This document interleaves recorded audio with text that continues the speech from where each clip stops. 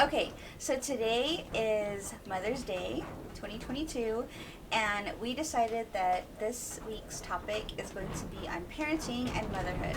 So, Kelsey found this really cool quiz on Psych Central, and we both took the quiz.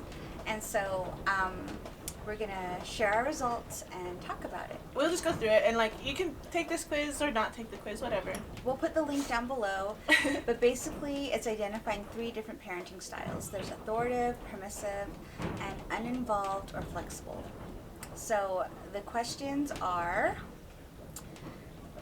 so what you do is it asks you a question, and then there are 5 different options of strongly agree, neither agree or disagree, and strongly disagree.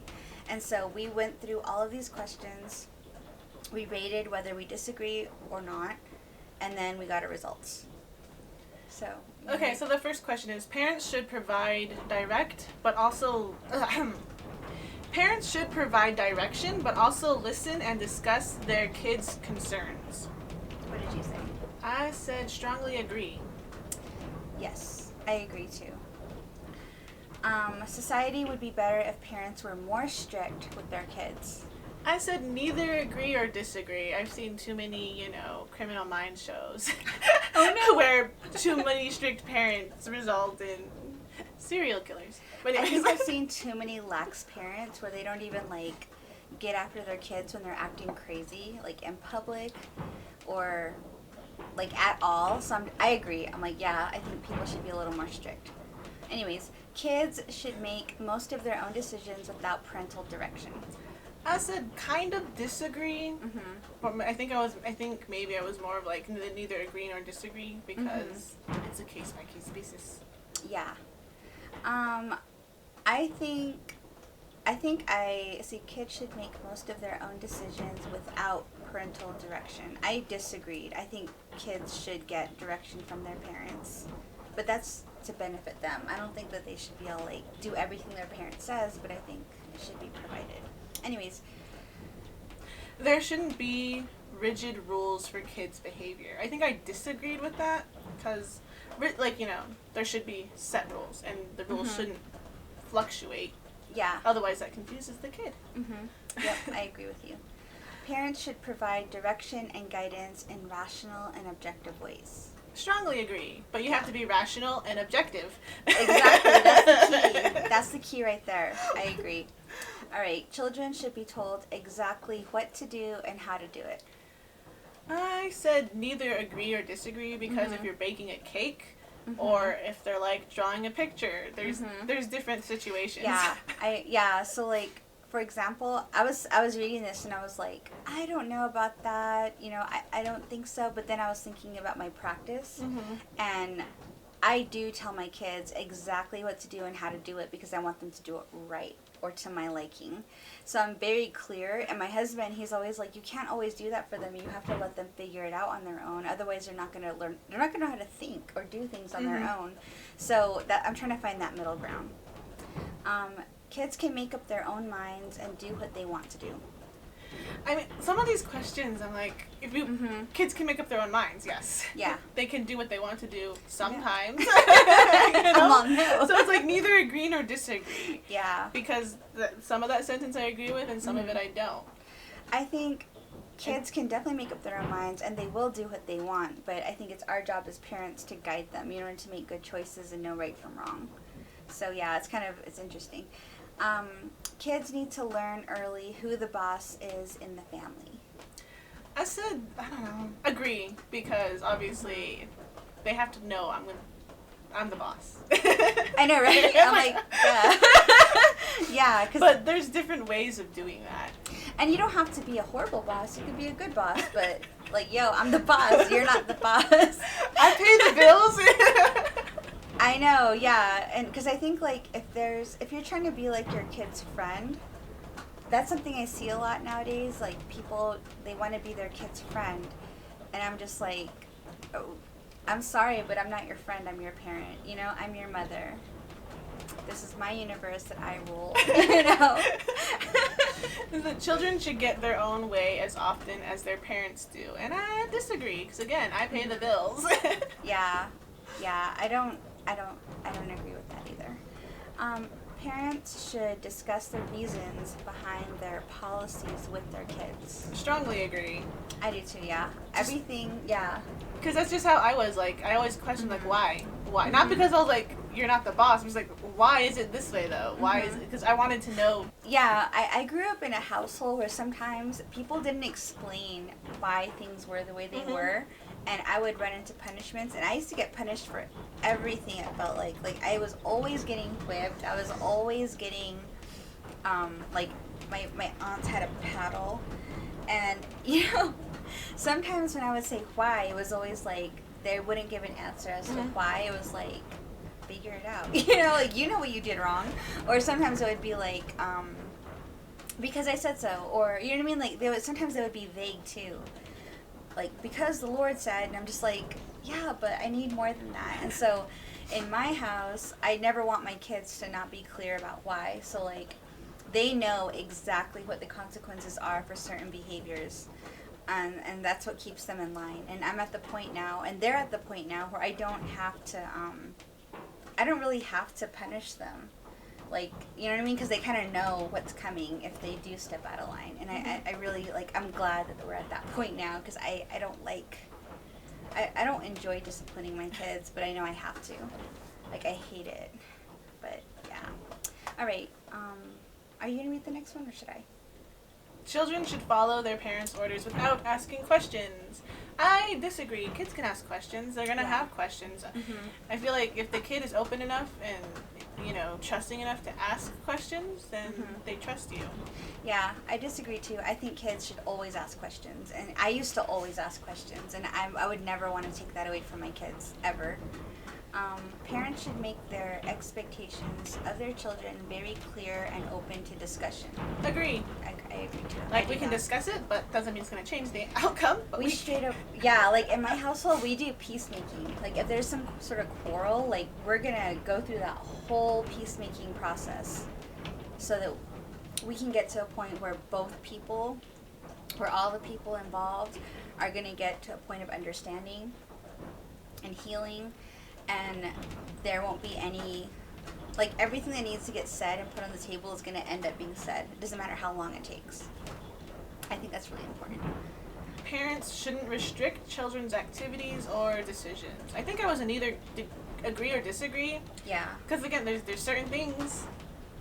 Yeah. Child can't go sticking forks into electrical sockets. Yeah, anything unsafe or that I feel is going to be dangerous or detrimental to them, they're not allowed to do or engage in. So I'm really strict about that.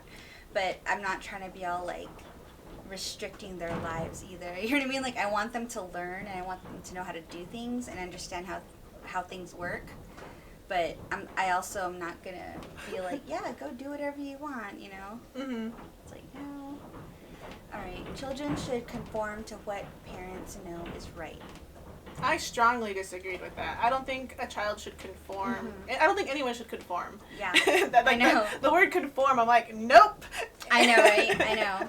That's funny. I was the same, same thing. I feel like I'm like, yeah, same, this whole quiz, but I do not think children should conform to what their parents know is right. I think that there should be a mutual understanding of what right and wrong is, but I always tell my kids, like, I am going to teach you right and wrong. I am going to give you things to think about, but I'm not going to tell you what to think or how to be or what to believe. You know, I'm going to pass on everything I know to you, and it's your job to figure out what you're going to do with that. You know, I try to honor them as individuals. So I don't expect them to walk the same path I'm walking, but I do expect them to pay attention to what I'm doing and to understand why I do the things I do. Kids should be encouraged to discuss family rules and restrictions. Yes, strongly agree. I strongly agree, yeah. I like open discussion. Let's talk about this little 5-year-old. But I know. She has older kids, and I'm like, I'm a 5-year-old who, like, Yeah. obviously, you know, is like, hey, no, you can't go outside. Like, why? Because it's 50 miles an hour wind, and a board's gonna hit you in the face. Yeah. As we watch, so like, water barrels fly by. Cow fly by. I know. Yeah, my kids are older now. The majority of them are high school age. So I strongly encourage that they, you know, that they have the freedom, you know, and and the space to ask questions and to, you know, discuss our rules and restrictions, because I don't want them ever to feel like they don't trust us, or that they are fearful, like too afraid to ask. I never want that. I want them to know they have a voice. So those are the questions, and then we got our results. So let's pull those up. My results. So for my style of parenting, it says scoring for authoritarian. It says 14 to 16. You are balanced between being authoritative and democratic. Your family is balanced between a democracy and the parent being authoritative when it comes to setting rules and expectations. You're sometimes a flexible parent, but you're also sometimes an authoritative parent when it comes to setting standards. You sometimes want to have open discussions with your child about the rules you set, but you also expect your child to obey the rules. You sometimes believe it is important for parents to make decisions for their kids with their best interests at heart. And then for my flexibility, it says 0 to 13. It says you are laissez-faire. You fit the classic laissez-faire parent profile. You think it's important for your kids' development to grow in the way that they choose, and you don't want to set any kind of expectations for them. You may hope that your child learns from your example, but you're not interested in spelling out behavioral guidelines or forcing them to follow rules. When it comes to family discussions on everything from vacation to deciding on the name for the new baby brother, it's essential that your kids' views are taken into account, which is true. And then it says for permissive, you are 14 to 16, you are balanced between being lenient and strict. As a parent, you try to strike a balance between being an overly lenient parent and one who is too strict. You sometimes feel like you may need to tell your child what to do, but you also feel like it's important to enforce the rules with your children. You may punish your child from time to time, but only when absolutely necessary because they've broken a rule one too many times. You want your child to understand why there are rules, but you also don't mind if they occasionally break them or have minor infractions that need no punishment. And I guess that's kind of true. I see that with Frankie. For one, it's just us here most of the time, so I know a lot of the things I feel like my mom or my grandmas or any other outside people were like, why doesn't your kid do that? Like at lunchtime or like when we eat, she grabs some food and she runs around and she comes back and she grabs some food. No, they need to sit down and they need to learn to sit and eat. I'm like, why? We're stuck here 24 hours a day. She can eat all day if she wants to. And they're like, you need to sit down and have a proper dinner time. I'm like, but we don't. And so sometimes I feel like a lot of the rules people want me to enforce on Frankie are their rules. Yeah. And not my rules. But she's really good at knowing what she's allowed to do, what she's not allowed to do. And obviously, you know, she's 5, so she has an emotional barrier. And sometimes when she hits that and she starts acting up, we know, me and Gurnan have learned to come see her, I guess, thresholds, or when she hits that wall where she's like, I'm done being a person, I want to be a wild child, or like she's too tired and she can't process her emotions properly. Yeah. Me and Gurnan have learned to notice that about her, and we don't go into like, no, we're gonna spank you, we're gonna like, you know, we're gonna punish you, you're not listening, you're like, Frankie, what's wrong? Do you need to calm down? We should sit down and settle down. And that happened the other day when she was playing with her cousin. She wanted to keep playing with her cousin, but both of them were super exhausted, and like they want to keep playing, but then they start fighting and hitting each other. Like, no, you guys need to sit. They're like, no, I want to play with them. Like, but you're hurting each other. Like, ah, you know? They're just super exhausted, but they still want to hang out. But it's like, no, let's I had to take her away and sit her down and just let her cry and get her frustrations out. Yeah. And then, like, do you guys want to go outside and look at the garden? They're like, yeah. And then so, you know, they got re-energized. They both had to chill out for a bit. And it's not like, oh, we're just going to spank you because you're not listening. It's like, nah, there's steps, there's reasons. Like, kids have reasons, and it's not just because they want to disobey you. It's they need to learn to understand their own emotions. And I feel like me and Gurnan are really trying to help Frankie understand her emotions and be able to deal with them. Yeah. Yeah. And me and Gurnan are both artists, so we're like, whatever. Sometimes, you know? Yeah. It's like, express yourself. I love that. That's funny. I know me and my husband are similar too, and as parents, I think we're very much in alignment with how we believe, or how we want to parent our children. So when it comes to the test results, I got the same thing for you as far as us. I got between 14 and 16, you are balanced between being authoritative and democratic. That's true. Again, it says your family is balanced between a democracy and the parent being authoritative. That is super true because we do have a lot of rules and expectations in our household, but we also listen to our kids too, you know what I mean? And we give them a choice. Sometimes I am flexible, but when it comes to setting standards, I really do try to set a very clear standard, and I expect my kids to rise to the occasion. And when they don't, then we're going to have a talk. You know what I mean? But like it says, when it comes to, it says you sometimes believe it's important for parents to make decisions for their kids with their best interests at heart. I believe that's true because kids are going to want to do whatever they want. They're going to, like my husband always says, if you give a kid the option to have ice cream for dinner, they're going to choose ice cream. You know what I mean? Every single time. If they do whatever they want all the time, they're not going to make the best choices.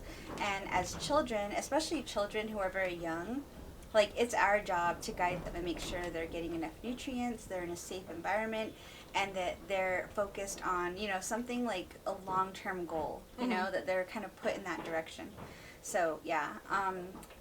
When it comes to scoring for flexibility, I got 17 plus. So it says you are specific. Whether you're an Earth Mother or a PTA president or both. That's so me. Earth Mother, I'm like... I'm totally an Earth Mother. You would not even believe it. It's funny. But I also was a part of the PTA for many, many years, since my kids were in kindergarten. So, you know, I do kind of fall between both. It says you're every concern... Wait. You are every...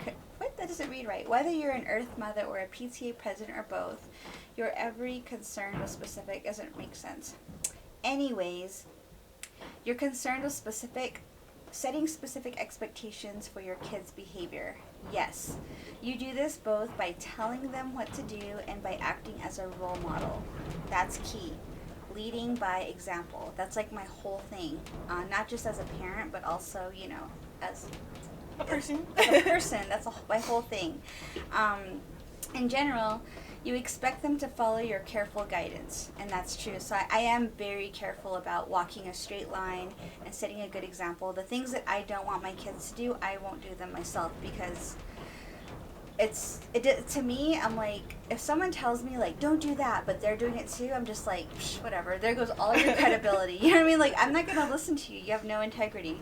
So as a parent, I really do my best to be a good role model. As a parent, you think you should be very actively involved in fostering your child's growth. Yes, absolutely. Like when it comes to their diet, when it comes to exercise, when it comes to their education, like I'm super, super involved in all of that. Because I want them to grow up healthy and strong with a clear mind, clear morals, all that good stuff. It says, which includes determining what activities they should engage in. Sports, tutoring, music, chores, art, yoga, whatever. When it comes to everything from family meals to manners and morals, you know what's best. So basically just what I said. So yeah, that's me. I am very specific. Scoring for permissive parenting, I scored 0 to 13. You are strict. I am. No doubt about it, you're strict. In your opinion, kids need to be told what to do and how to do it. I said that before. The approach you take to discipline is firm and direct. That's very true. I kind of I discipline old school, but like I said, the kids know exactly what punishment comes with what action. And the actions aren't just like meaningless actions. Like I remember getting spanked for getting dirty. You know what I mean? Like at a playground as a kid. It's like, what the hell? My kids, they will get punished if they lie. They will get punished if they steal. They will get punished if they embarrass their parents in public. Like, they'll get in trouble if they use profanity in the household. they will get punished if they hit each other or slap each other or do anything like that physical, or if they do anything inappropriate and disrespectful. There are punishments, and they're tiered too. And so all the kids know, and I have to be very firm about, like, okay, you did this, and this is what you're going to be disciplined for, and this is what the discipline is, and they all know it. And I didn't just come up with this out of the blue. Like, it's written down in a Sharpie marker, and we had a meeting about it. Like, it was straight up, like, I sat them down in a circle, and I said, all right, we're going to talk about discipline today and punishments. And I went through the whole thing with them. And I told them, I'm going to hold you to this, but you can hold me to this too. And so there's that mutual accountability. So I guess I am pretty firm about that. It says, that's what's best for your kids, since being firm helps them understand who the boss is, me, and helps them respect and obey the important rules you establish. Again, me, and I've had conversations with them about that. So when your kids step out of line, you make sure there's an appropriate punishment, yes. Not that you enjoy punishing them, which I said before, and you try to never be too harsh or too lenient for that matter. That's true. Like, I never want to be so harsh that they're afraid of me, they don't trust me, or they think that my rationale is absolutely, like, ludicrous. You know what I mean? Like, I want it to be clear enough for them to know, like, what's going on. So I'm not too lenient, but I'm also not too harsh. Parents who answered like you indicate that sometimes spanking is an appropriate form of discipline. So that's interesting. I was spanked my whole life, so it's kind of like, I'm not really like, that's not the thing I like to go to. Mm-hmm. Like, I feel like there's a lot of conversations, there's a lot of, like, losing of privileges that happens. And often, like, my kids, they get rewarded, like, so well. You would not believe it. Like, they get the bombest rewards, you know what I mean? And they also know that I can give them whatever they want, but I choose not to. You know what I mean? Like, they have to earn it. That's how it is in my family. It's like, you have to earn it. I'm not just going to give you whatever you want. Like, you got to get good grades. You got to do all your chores. You got to be a good person. You can't be, like, acting a fool or being, like, stupid, like, out in public, just embarrassing your mom. I don't reward that behavior. I reward good behavior. I reward discipline. I reward good grades, and so all the kids know that. And so when they want something, and usually they want, like, crazy stuff, like, let's go to Vegas, let's go to Meow Up in Vegas. That's what one of our sons wants. Another one's like, he wants a gaming computer, and it's like $2,000. And I'm like, you need, like, all A's. Like, you know what I mean? Like, I'm serious. Like, you need all A's. Like, I'm not going to... C students don't get gaming computers. Like, B students don't get gaming computers. You got to have perfect grades. Like, oh, you want to go to Vegas? Really? You want me to pay to take us to Vegas? Like, guess what the price is for that? You know what I mean? So it really goes back to, like, yeah, we could do all these great fun things, but I'm not just going to, like, hand it to you. You know what I mean? Like, my whole life I had to earn. I've always had to earn everything that I have, and I'm trying to teach my kids that too. And you can't just expect people to give you all the things you want. You really have to work for it. So I think it's fair. I mean, and I have a really good relationship with my kids too. Like, I always say we're not going to know how our kids turn out until it's already done and there's nothing we can do about it. I'm so scared. I know. I pray about them so hard. You would not believe it. Yeah, like, but, like, for me, like, the way I raise Frankie is, like, there's things that I don't feel like I need to be too strict about. Like, like I said, like, when she's eating her food, like, she's what we call a grazer, she'll eat throughout the whole day. But I know we're going to have, I guess this summer we're going to have to kind of readjust her behavior because she's going to be going to an actual school where she eats at one time, then she eats breakfast and she eats lunch, and that's all she's going to get, and she's going to have to learn that. So we're going to have to be more strict with her about that. But, like, at home, I don't care. Eat all day if you want. Whatever. You know, you have your snacks you're allowed to eat. Go ahead and eat them. And she prefers to eat fruits and vegetables when they're not cooked. She won't eat cooked vegetables. So, Yeah, I know. We got 2 kids that are vegetarian. There's some kids that are just, like, all their diets are different. Like, they're, like, grown. Like, our eldest daughter, she's 8. Oh, not our eldest. Second eldest. She's 18 now, and she will not eat, like, certain vegetables. And I'm like... just eat your food, but she won't. And so we're trying to like honor their diets. Like one of our daughters is vegetarian, so it's like we have to, you know, work with it, you know. And I'm not gonna be like, I don't know. I grew up in a household where my mom was like, this is what I made, you eat it or you starve. You know, very like in the 80s, you know what I mean? Like, she was very strict like that, but she was also very hands off too. Like, all right, go outside. You know, who's watching the kids? Creator is. You know what I mean? She was very that parent. Like, I don't know how. For real, like, me and my cousins would be all over town, like, just getting into all kinds of trouble and, you know, having water fights and breaking into, like, places we're not supposed to be in and just, like, you know, and we're, like, all on our bikes, like a little biker gang, like, all over the place. I swear, like, all day, like, we would leave in the morning, and we would come back at night. Like, what the hell? Like, I would never do that. I have to know where my kids are, you know what I mean? I gotta be, like, make sure there's no strangers after them, or they're getting in trouble, or getting hurt. Oh, I know. Gernon's when I'm working and Gernon's watching Frankie, and then she'll be outside. I'm like, and he's inside, like, on his phone, or, like, you know, doing something. So I'm like, where's Frankie? Oh, she's outside. I'm like, and you're not watching her? He's like, what are you talking about? I'm like, Gernon, this is a major highway. This is a major dirt road. There's a Kalani house right there. There's people walking back and forth all day long. And then we had, like, mountain lion sightings. I'm like, now there's mountain lions. You go out there, you watch her. You know, like, see, mountain lions are going to eat her, and it's going to be your fault. But that's just me. I always think of, like, the worst case scenario. And I've always been like that ever since I was little. It's always been worst case scenario. What can go wrong? How am I going to die today? Oh, God.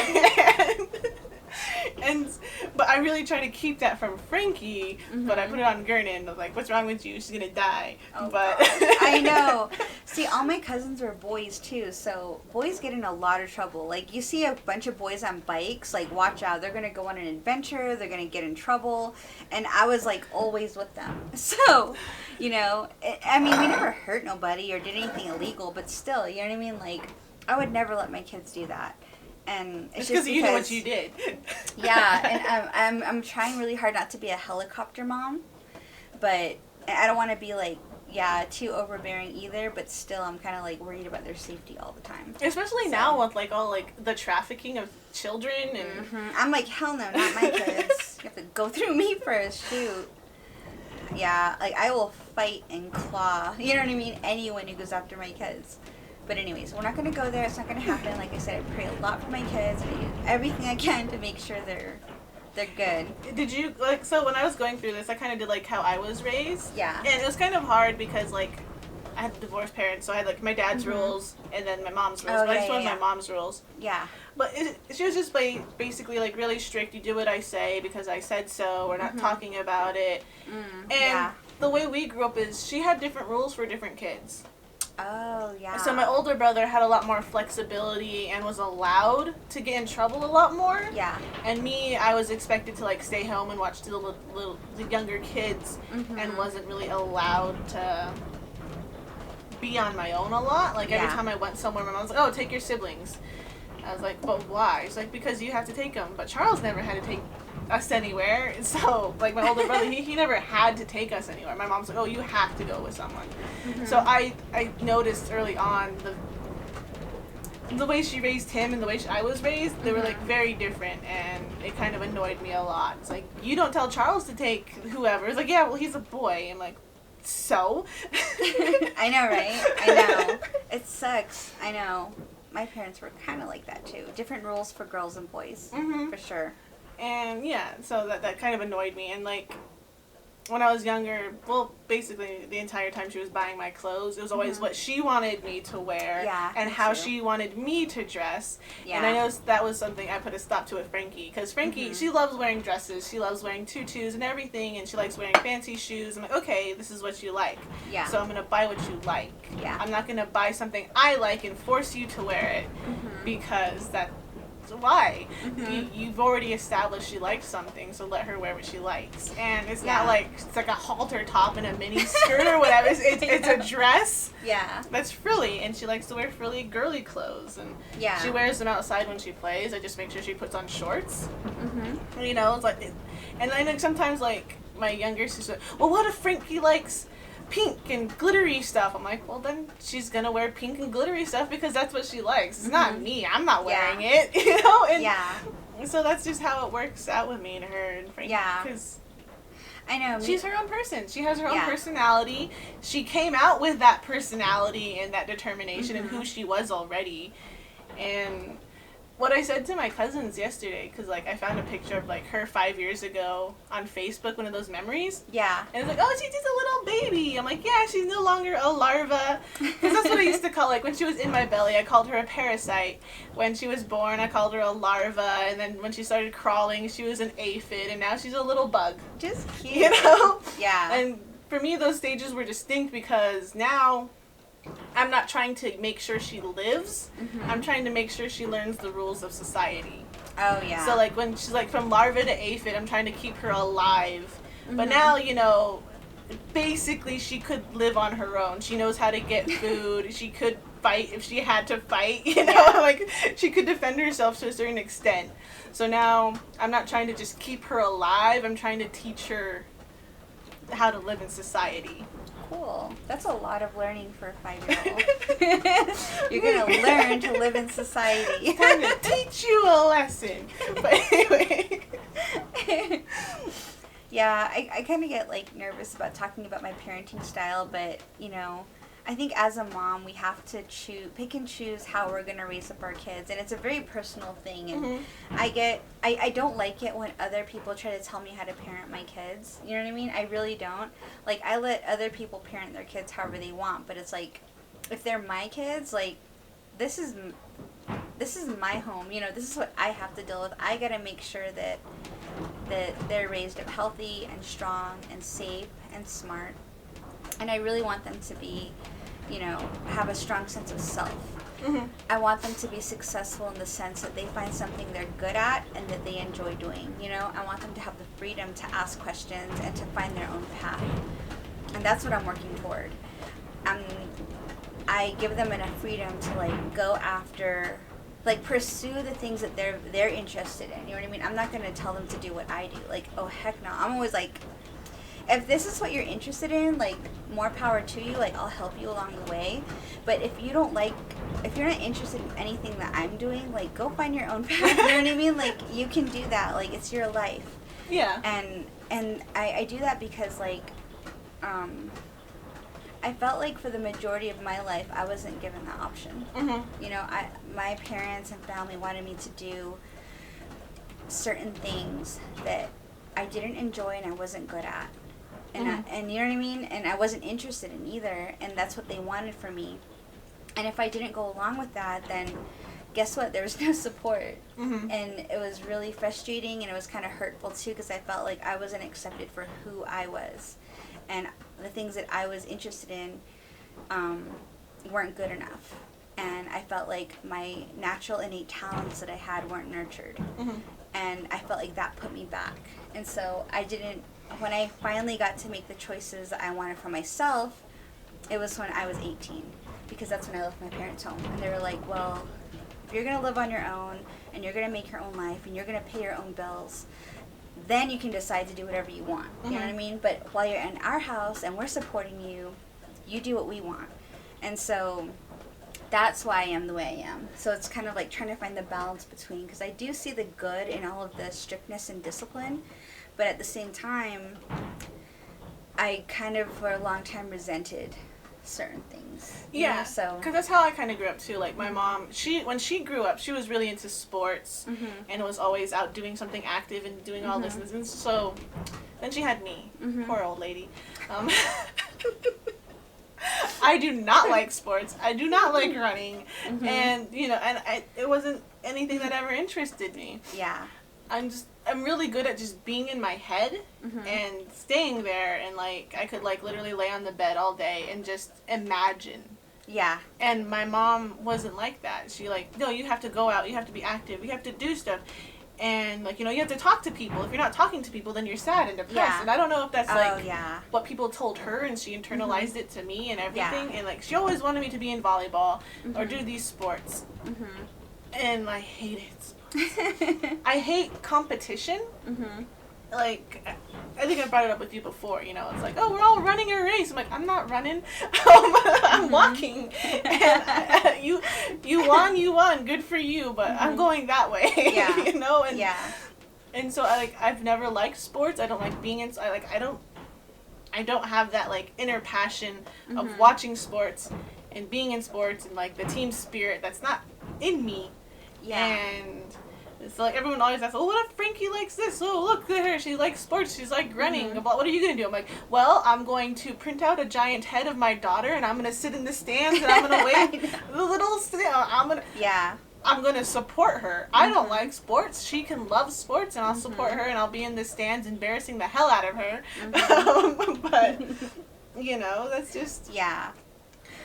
I think one thing that's interesting, too, is, like, my husband and I, we both studied social sciences, so we apply a lot of what we learned in college to our family life and how we manage everything. And so it comes from an informed place, and we can kind of, through our studies, we've seen what works, what doesn't, what studies and research backs it, but also learning more about about the methods our parents might have used and how they were flawed. And how we don't want to, we don't want to just follow in their footsteps or damage our children in ways that could damage our family long term. You know what I mean? Like, we don't want that. And like you said, we don't want to raise up any serial killers. You know what I mean? So, and it's hard though, because like you'd read these case studies of how children or adults who've done horrible things, you read about how they were raised and what influenced their decisions or what affected them. And a lot of the trauma they endure as youth, it affects them mentally, it affects their growth and development, it changes things, inside them. And so that's all I'm trying to avoid. You know what I mean? Like, I want to make sure they're in a healthy, wholesome environment. And I think it's silly sometimes that, like, people see us out, and I think they see us as, like, really, I mean, my husband was like, I kind of feel like we're really, like, wholesome, kind of cheesy, you know what I mean? Like, because we actually do family activities, you know what I mean? And we do chore charts and, the whole thing. And I really like my house structured, and I really like to give my children experiences. Like, I don't give them things, I give them experiences. And so it's, and I'll go all out for it, you know what I mean? I'm like, let's do A, B, and C. We're going to have a whole adventure. And they're just like, an adventure? Like, what the heck? And I'm like, yeah, let's have an adventure. Because I'm like that. I'm that kind of person. I love adventures. And I like to show the kids, fun things that I thought were fun when I was a kid. And so at first they were kind of skeptical, like, what does she have up her sleeve? Because some, like I said, they see this strict mom. They see this working mom. They see this, like, professional in a boardroom, or, doing a lecture or doing a workshop, or, a speaking engagement. They see that side of me. And then there's this other side of me that's like a total kid. You know what I mean? Like, I like to play games. Like, when we go to the playground, I don't just sit there on my phone. Like, I'm out there running around. I'm, like, playing the games. I'm chasing them. I'm climbing. Like, I love to play. Like, I'm that kind of mom. I freaking love to play. I've always played, like, when all the cool kids were, like, too cool to hang out, like, in high school and after high school. Like, me and my best friends, like, we were always at the playground. Like, we'd be playing Not It, like...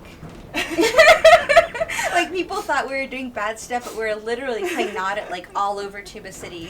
Yeah. And I remember my cousin used to play Not It with her friends, like, in their cars.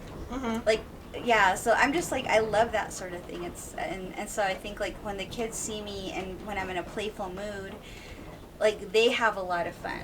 They get all excited about what we're going to do next, and they've learned to trust me, like, trust that we're going to have a good time. And so that's kind of cool, and I think that's created a really nice, like, rapport with us, Yeah. So I'm not always, like, super serious. I'm also, like, really fun, too, so. I think right now with Frankie, it's just figuring out who she is and how she is as a person. Like you were talking about in the other episode, like their love language, and everything. And what we've learned with Frankie is she gets very goal oriented. You know, like she wanted this Peppa Pig house for Christmas. I'm like, okay, well, you got to make sure you go to class every day. You got to do your homework. You got to do all this stuff. You got to listen. You can't be a booger and everything. And one time she was acting up, and she was getting so mad at herself for acting up because she's like, no, I'm gonna lose the Peppa Pig house. But she couldn't not be in that mood because, you know, she was having a hard time coping with whatever stress was that day. And she's like, it's like, I don't want to be a booger, but I'm gonna be a booger because I'm feeling some way and I'm gonna lose the Peppa Pig house. And so I used to just cry because I'd be so frustrated. I remember that. But obviously, like you know, being a booger is very subjective, and it's just like, you know, her little attitudes. But like if she's super stressed out and actually having a moment and like trying to deal with something, we're not gonna like, oh, you can't have the Peppa Pig house because you had emotions, you know? Yeah. And yeah, me and Gurnan are like really lenient with stuff.